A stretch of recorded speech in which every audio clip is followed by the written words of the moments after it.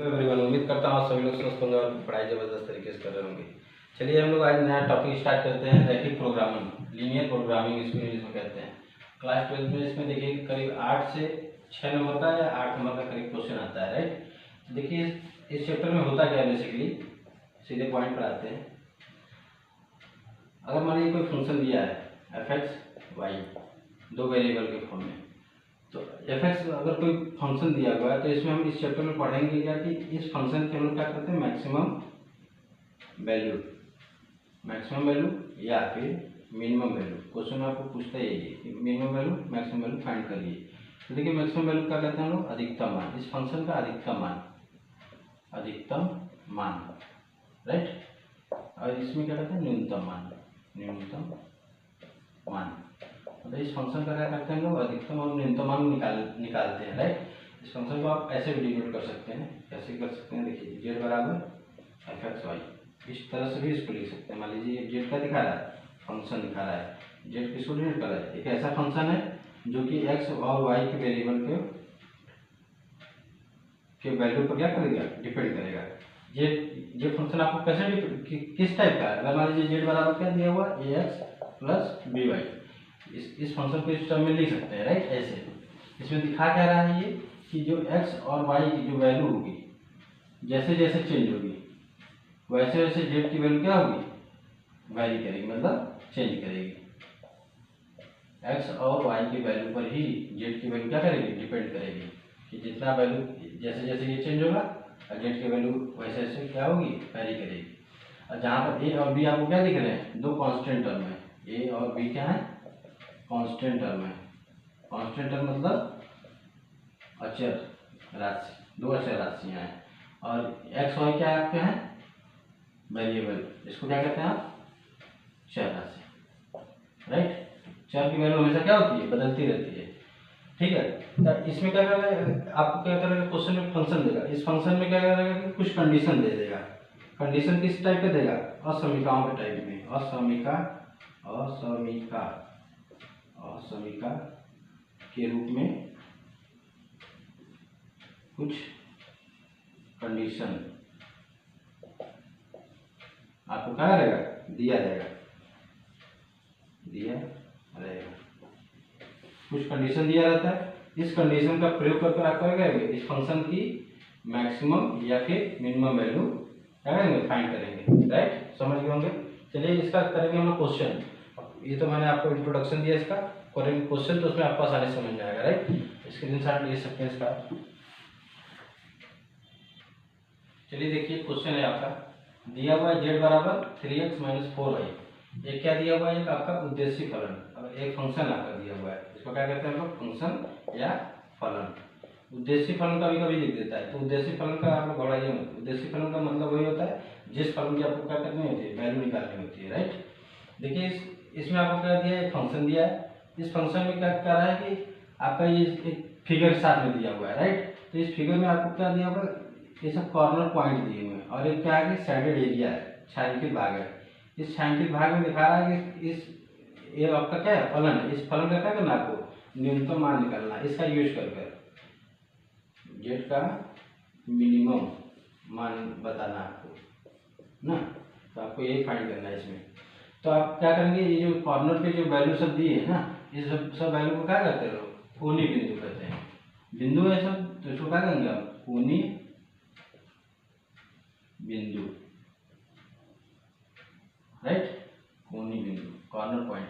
इन सब corner point का बताना है कि कौन से कॉर्नर पॉइंट पर इसका मान क्या होगा, मिनिमम होगा। तो आप सीधे क्या करिएगा, जेड बराबर इतना है, एक एक पॉइंट आप रख लीजिए, एक एक पॉइंट उठा लीजिए, यहाँ से उठाइए, एक दूसरा तीसरा चौथा पांचवा, ये सब पांचों पॉइंट उठाकर यहाँ पर क्या करेंगे, एक्स और वाई की जगह पर धीरे धीरे रखेंगे।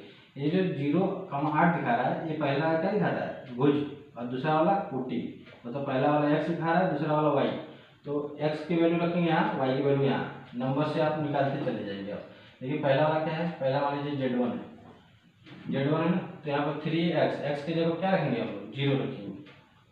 0 रखेंगे तो क्या होगा, 3 × 0 प्लस, माइनस है तो माइनस लिख लीजिए, -4, और वाई की वैल्यू कितनी है, 8, यहाँ पर लिख दीजिए। जेड की वैल्यू कितनी आ जाएगी, Z1 की, ये 0 हो जाएगा, ये -32 हो जाएगा, ठीक है, मतलब एक वैल्यू क्या है जेड की -32, और दूसरे पॉइंट पर रखेंगे तो क्या आएगा, दूसरे पॉइंट पर देखिए Z2, देखिए यहाँ पर रखिए x की वैल्यू क्या रखेंगे 4, मतलब 3 गुणे 4 करेंगे कितना आएगा 12, माइनस फिर 4 गुणे क्या करेंगे 10, 4 में 40 हो जाएगा।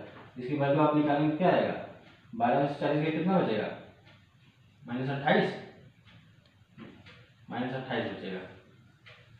ठीक, और Z3 रख लीजिए आप, इसी तरह निकाल लीजिए आप हर पॉइंट के लिए। 6 रखेंगे तो कितना हो गया 18 माइनस 8 चौका 32, तो इसको करेंगे तो आप कितना आएगा वैल्यू 14 -14, Z3 की वैल्यू कितनी आएगी -14, ठीक है ना। अब इसी तरह Z4 निकाल लीजिए आप, इस वैल्यू इस पॉइंट के लिए 6 रखिए, यहाँ पर रखिए 3 चौका 18 हो जाएगा, माइनस 5 रखिए 5 चौका 20 हो जाएगा, इसकी वैल्यू कितनी आएगी Z4 -2। ठीक, इसी तरह Z5 निकालेंगे हम इस पॉइंट के लिए 5,0 के लिए, अब 5 यहाँ रख दीजिए, 5 से 15 माइनस 0 रखेंगे तो 4 में तो 0 हो जाएगा, ये इसकी वैल्यू क्या आएगी 15। तो आप देख सकते हैं Z5 की वैल्यू कितनी आएगी 15, और 0,0 पर रखेंगे तो इसकी वैल्यू क्या आएगी 0 आएगी, मत रखिए आप। अब देखिए न्यूनतम वैल्यू क्या करेंगे आप, इसका अप्रेस करिए अब इसको, ये देखिए Z5 का कितना आ गया, सब पॉइंट पर रखिए आप, 0 पर रखिए, इसका रखिए 1 पॉइंट 2 पॉइंट 3 4 5, अब 6वां पॉइंट इसको ले लीजिए आप, तो Z6 कितना आ जाएगा आपका, 0 रखिए, 0 0 रखिए कितना हो जाएगा 0 हो जाएगा, पूरा 0 टर्म हो जाएगा ये वाला, यहाँ पर रखेगा 0 0 तो 0 ये 0 है, 0 में से 0 गया 0, Z की वैल्यू कितनी आएगी 0। मतलब आप देख सकते हैं हमको क्या पूछा था, Z का मिनिमम वैल्यू, मिनिमम मान। तो अगर देखिए यहाँ पर Z 0 है, ये 15 है, ये -2 है, -14 है, -28, -32, तो सबसे छोटा कौन सा है, ये है -32, 0 से भी छोटा कौन सा है -32, तो आप यहाँ पे लिख देंगे Z का जो मिनिमम मान है वो कितना है -32। अगर आपको पॉइंट पूछता है किस पॉइंट पर -32 है, किस पॉइंट पर न्यूनतम मान आएगा, तो आप पॉइंट क्या लिखेंगे, किस पॉइंट पर निकाले थे, इस वाले पॉइंट पर निकाले थे ना, तो आप लिख दीजिएगा पॉइंट या बिंदु 0,8 पर Z का मान न्यूनतम होगा। ठीक, आप स्टेप बाय स्टेप करिएगा, ये लास्ट पॉइंट है ये, राइट। इसके बाद ये लिख दीजिएगा, उम्मीद कर रहा हूँ समझ गए होंगे। एक फंक्शन दिया था आपका, इस फंक्शन में क्या कर रहा था आपका, Z का मिनिमम मान पूछ रहा था, इस फंक्शन की मिनिमम वैल्यू पूछ रहा था, राइट। तो मिनिमम वैल्यू कैसे निकालना है, इस फिगर का यूज करके, ये फिगर आपको साथ में इसके दिया रहेगा, राइट। अगर नहीं दिया रहेगा तो कुछ कंडीशन दिया रहेगा, वो नेक्स्ट क्वेश्चन में अभी कराऊंगा, तो कैसा कंडीशन देगा उससे फिगर बनाएंगे, फिगर का यूज करके क्या करेंगे आप, ये सब वैल्यू निकाल लेंगे हर पॉइंट के लिए। तो आप देखेंगे कि सबसे मिनिमम मान किसका है, Z का है, किस बिंदु पर है, तो इस वाले बिंदु पर है, तो इस बिंदु को लिख देंगे, आंसर हो जाएगा आपका, 2 नंबर फिक्स हो जाएगा। फिर पूछेगा कितना मान है, तो Z की वैल्यू कितनी है मिनिमम -32। अगर पूछ देता अधिकतम मान बताइए तो क्या करते हैं आप, देखिए अधिकतम कितना है, सब माइनस, ये माइनस, ये भी माइनस, ये भी माइनस, ये 0, ये 15। अगर अधिकतम मान पूछता तो क्या बताते हैं 15 आ जाता है। चलिए आप समझ गए, हम उम्मीद कर रहा हूँ, नहीं होगा तो आप वीडियो पीछे करके देख लीजिए, पॉज करके देखिए, स्क्रीनशॉट लीजिए। चलिए बहुत ही अच्छा सा क्वेश्चन देखते हैं दूसरा वाला, इसमें आप उम्मीद कर रहा हूँ कि समझ जाएंगे पूरी अच्छे से। देखिए इसमें क्या क्या कह रहा है क्वेश्चन कि अगर कोई आपको फंक्शन दिया हुआ है, इसको क्या कहते हैं फंक्शन, Z बराबर 5x + 3y, आपको फंक्शन दिया है और ये क्या हुआ है 4 कंडीशन दिया हुआ है, ये 4 कंडीशन आपको दिया हुआ है, इस 4 कंडीशन का यूज करके क्या करना है, इस Z मतलब Z क्या है फंक्शन, इस Z क्या करना है आपको फाइंड करनी है, क्या मैक्सिमम वैल्यू मतलब अधिकतम मान। कह रहा है इस फंक्शन का अधिकतम मान बताइए, तो आप कैसे निकालेंगे अधिकतम मान, वही हम आपको स्टेप बताया जा रहा है, राइट। तो देखिए आराम से धीरे धीरे कैसे कैसे समझना है। इस वाले जो कंडीशन का जो है ना, इसको अवरोध करते हैं, टर्म्स एंड कंडीशन दिए, इसका यूज कर आपको क्या करना होगा, काटती तब फिगर बनाना होगा, राइट। तो फिगर कैसे बनाते हैं, सबसे पहले आप क्या करिए, ये जो दिया हुआ आपको इन दोनों को क्या करिए इक्वेशन फॉर्म में लिखिए, समीकरण फॉर्म में, समीकरण फॉर्म में आप लिख सकते हैं, कैसे लिख पाएंगे, चलिए देखिए कैसे लिखता हूँ मैं, वैसे आप लिखिए x + 3y greater than equal to को हटा दीजिए आप, बराबर कर लीजिए 5, x + y = 3, x = 0, y = 0। अब बनाइए यहाँ पर क्या, एक कार्तिक तल बनाइए, तुरंत कार्तिक तल बनाइए, एक आर्थिक तल बना लिया मैंने। इसमें हमने दिखाया एक्स एक्सिस है और ये क्या है, वाई एक्सिस है, राइट। इसको क्या कहते हैं हम लोग, वाई, इसको क्या कहते हैं, एक्स। अब करना क्या है इसमें, कुछ देखिए खास नहीं करना है आपको। क्या करना है, इसका यूज करके इसमें फिगर बनाइए। जो बाउंडेड रीजन आएगा उस बाउंडेड रीजन पे जो कॉर्नर पे जो भी बिंदु आएंगे उनका यूज करके क्या करेंगे हम लोग, जेड का मैक्सिमम मान निकाल लेंगे। देखिए कैसे निकालते हैं बाउंडेड रीजन। देखिए एक्स बराबर 0 पहले ले लीजिए। एक्स बराबर 0 मतलब ये वाई अक्ष है, ये एक्स है। एक्स अक्ष पर अगर वाई बराबर 0 तो यही तो समीकरण होगा वाई बराबर 0 का। एक तो आपको पहले से मिला है और ये मिल गया, और दूसरा वाला एक्स बराबर 0 ये भी मिल गया आपको।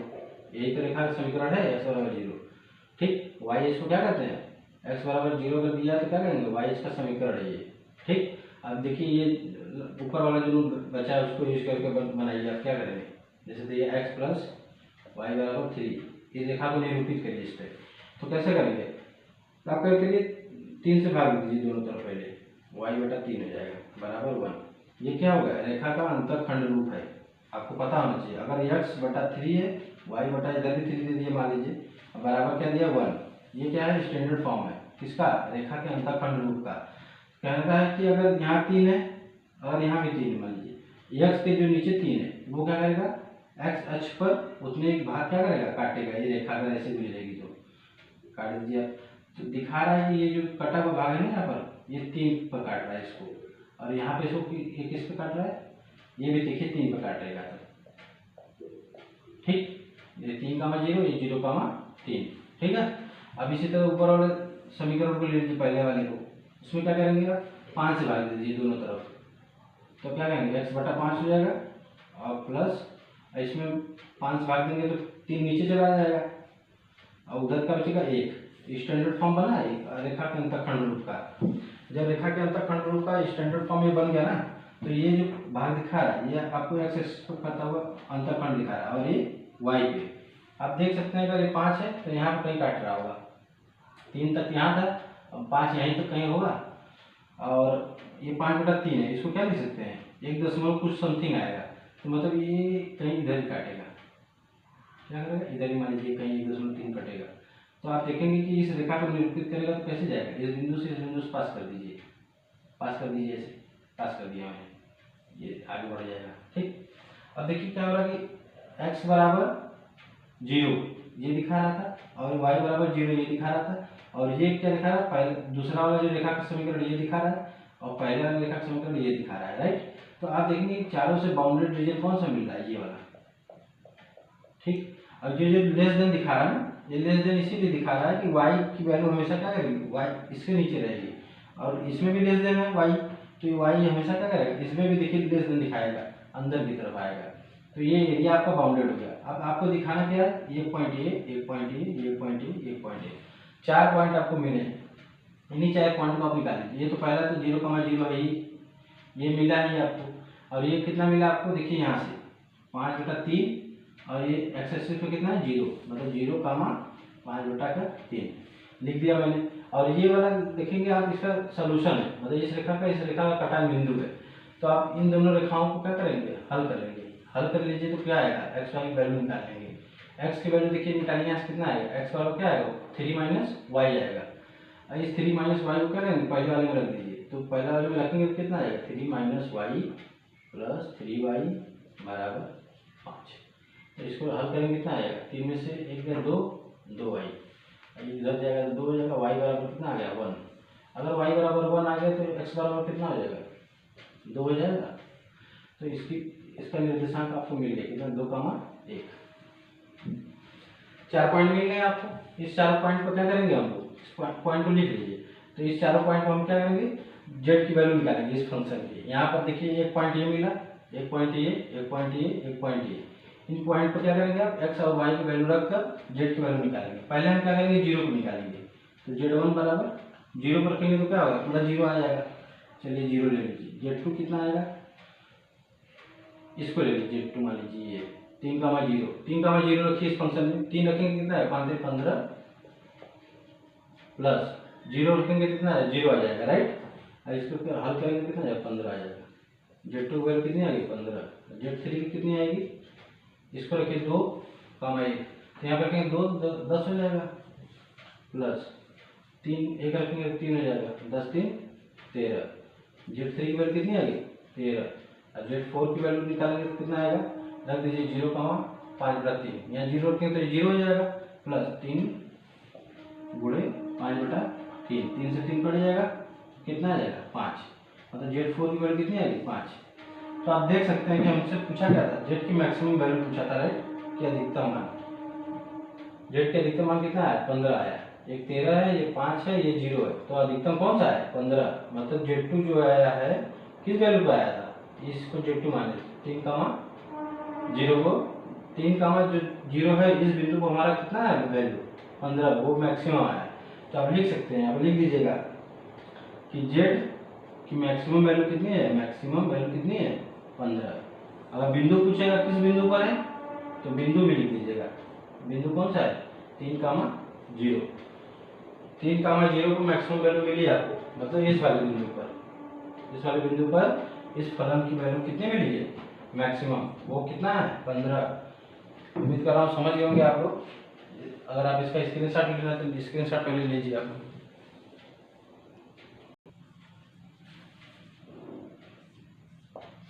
चलिए एक बार इसको आप लोग फिर से देख लीजिएगा, क्वेश्चन कैसे दिया था आपको, जैसे फंक्शन दिया था z बराबर 5x + 3y, इसी तरह आपको फंक्शन देगा और कंडीशन इस तरह से देगा, राइट।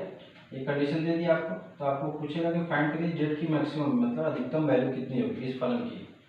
आप क्या करेंगे, इस फंक्शन का जो कंडीशन दी है ना, इस कंडीशन से यूज करके आप क्या करेंगे, फिगर बनाएंगे। फिगर कैसे बनेगा, आप लोग यहाँ से देखिए कैसे मैंने बताया था अभी, कार्तिक तल है, आप इसमें क्या करेंगे, इस वाले y बराबर 0 क्या दिखा रहा है, y बराबर 0 मतलब x अक्ष का समीकरण, x बराबर 0 मतलब y अक्ष का समीकरण, ये हो गया, ये मिल गया, ये मिल गया।